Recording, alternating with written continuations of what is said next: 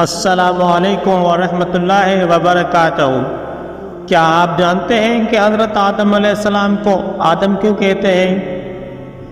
حضرت عبداللہ ابن عباس رضی اللہ تعالیٰ عنہ نے ارشاد فرمایا، بے شک اللہ پاک نے آدم کو جمعے کے دن عصر کے بعد پیدا فرمایا اور آپ کو عدیم الارض یعنی ظاہری زمین کی ایک مٹھی مٹی سے پیدا فرمایا، اس لیے آپ کو آدم کہتے ہیں اور آپ کی اولاد کو آدمی یعنی آدم والا کہتے ہیں۔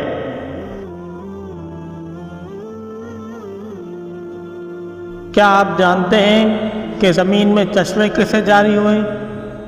ایک روایت میں ہے کہ جب اللہ پاک نے حضرت آدم علیہ السلام کو پیدا فرمانے کا ارادہ کیا تو زمین سے فرمایا، میں تجھ سے ایک مخلوق پیدا فرمانے لگا ہوں، تو جس نے میری فرمان برداری کی اسے میں جنت میں داخل کروں گا اور جس نے میری نافرمانی کی اسے میں جہنم میں ڈال دوں گا۔ تو زمین نے عرض کیا، اے میرے رب، کیا تو مجھ سے ایسی مخلوق کو پیدا فرمائے گا جو جہنم میں جائے گی؟ تو اللہ پاک نے ارشاد فرمایا، ہاں۔ اس پر زمین اس قدر روئی کہ چشمے جاری ہو گئے اور یہ قیامت تک جاری رہیں گے۔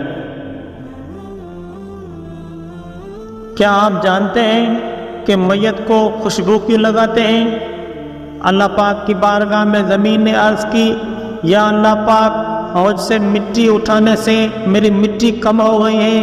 اللہ پاک نے ارشاد فرمایا، گھبراؤ مت، جب کوئی انسان تجھ میں واپس آئے گا تو پہلے سے زیادہ حسین و خوشبودار ہوگا۔ یہی وجہ ہے کہ مردے کو عطر و مشک سے خوشبودار کیا جاتا ہے۔